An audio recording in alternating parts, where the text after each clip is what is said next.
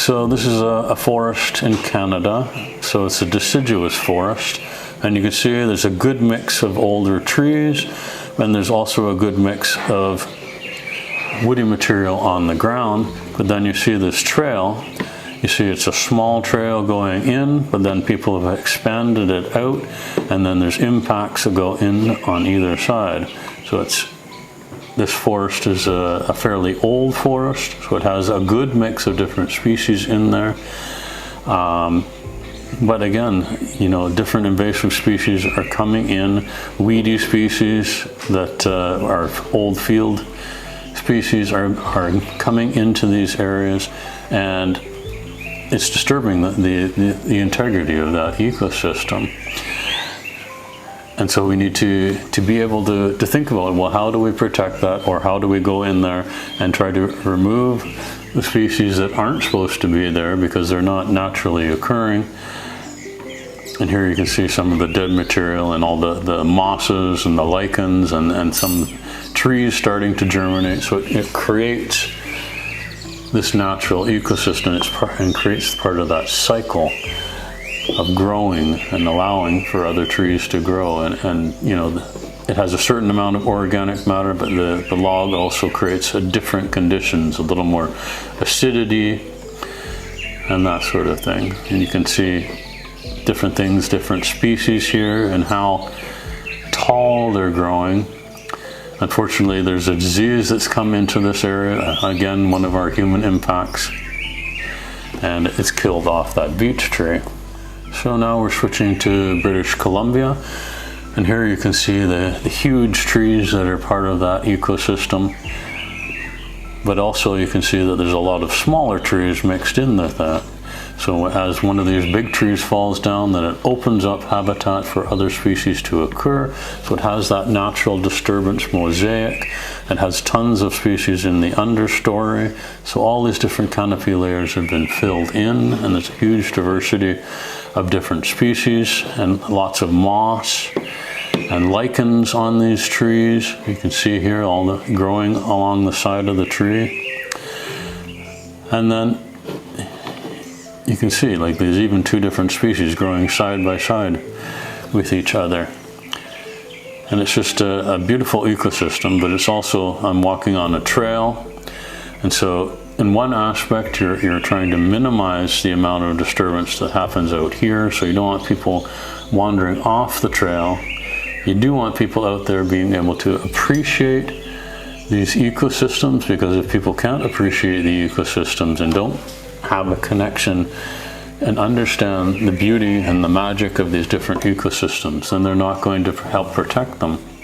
And again, here I love looking at these different logs and seeing what species are popping up. And here on top of this one, you can see it's got a whole ecosystem established of all these little trees that are revegetating this log, and tons of moss and lichens and different herbaceous species.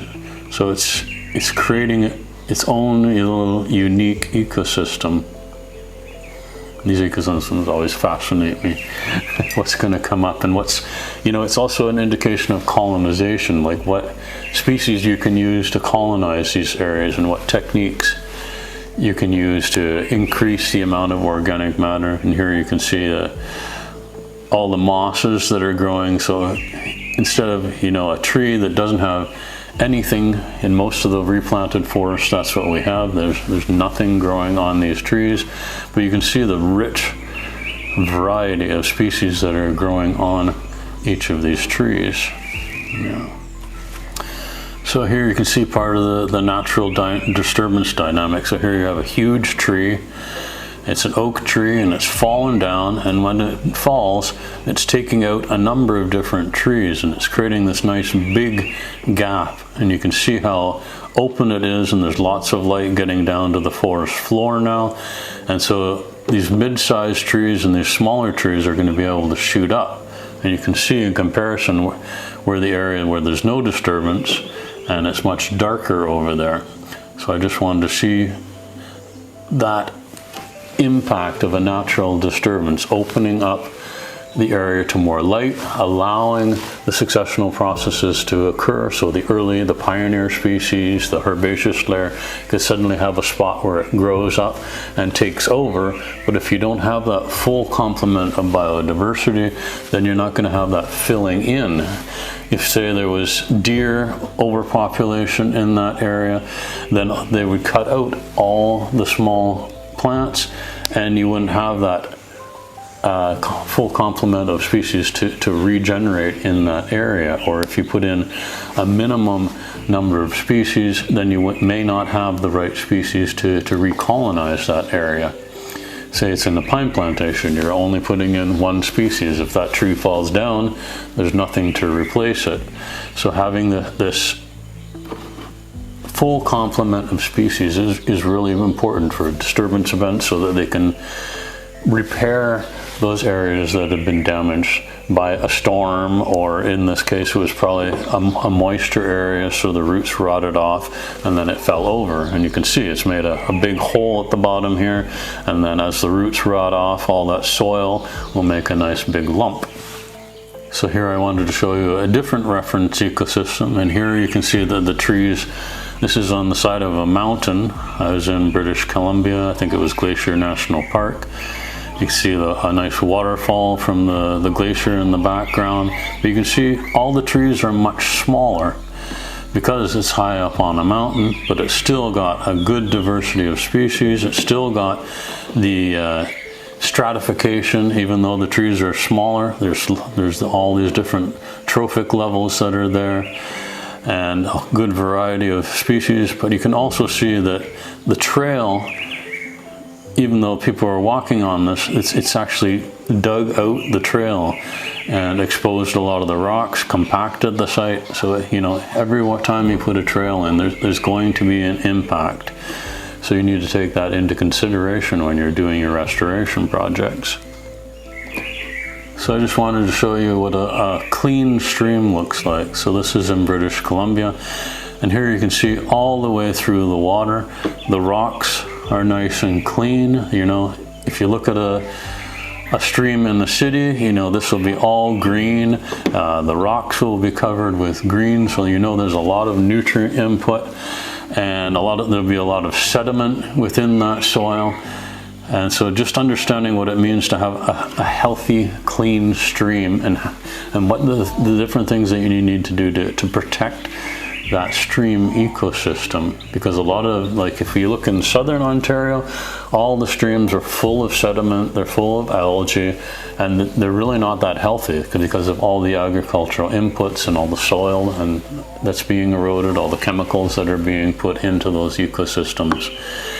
And just understanding what a clean stream looks like and why it's important, and so you have a bit of a target to try to get back to that. What are the things you need to do to minimize the impact from the roads and from the agriculture?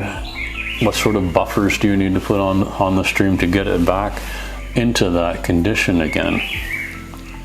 And here I am up in the Arctic Circle. So just looking around, you can see that there's a whole variety of different plants, but they're extremely short. And as we look across the landscape, you see it's all short like that, with very few trees. And the trees are just very tiny, the ones that are remaining.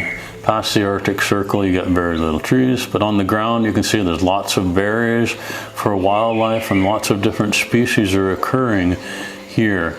So when you're thinking about reference ecosystems, you need to think about what is actually your reference ecosystem. Up on the tundra, where I am here, there's all sorts of different species that are, and a different level of diversity that's going on here, but this is your reference ecosystem.